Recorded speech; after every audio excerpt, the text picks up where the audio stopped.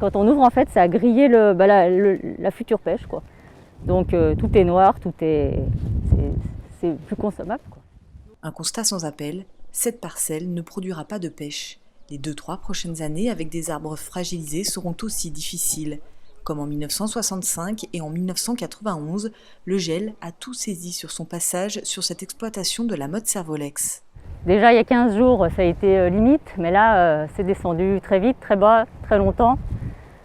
Donc, pour dire, à 8 h du matin, il faisait encore -4. Bon, bah là, c'est gelé à 100%, il n'y a pas de... Mais bon, c'est vrai que derrière, on a quand même les poires qui ont beaucoup gelé aussi parce qu'elles étaient en pleine fleur. Et le peu de pommes qui restent, c'est vrai qu'on est inquiet parce que mardi, mercredi, jeudi, ils annoncent encore -1, -2.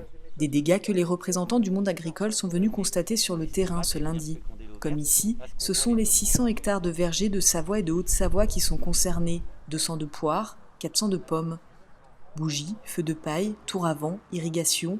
Au fil des années, les vagues de gel étant plus fréquentes, les producteurs, quand ils le pouvaient financièrement, se sont équipés. Ce n'est pas toujours suffisant. Elle a démarré très tôt, puisque donc les premières alertes SMS, on les a reçues vers 20 h 30 la veille. Et à partir de 11 h du soir, ça a dégringolé et on a perdu 7 degrés en 2 heures.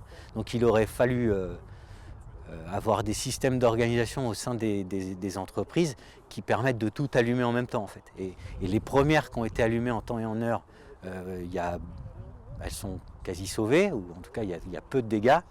Celles qui ont été allumées un peu plus tard au fil de l'heure, elles ont 50% de dégâts. Et les dernières allumées, en général, elles sont grillées déjà complètement, quoi. Des réunions de travail et de démonstration sur ces outils de protection face au gel sont prévues dans les prochains mois. Des réflexions sur les ressources en eau doivent être menées. Les services de l'État ont aussi été sollicités pour activer le fonds de calamité agricole.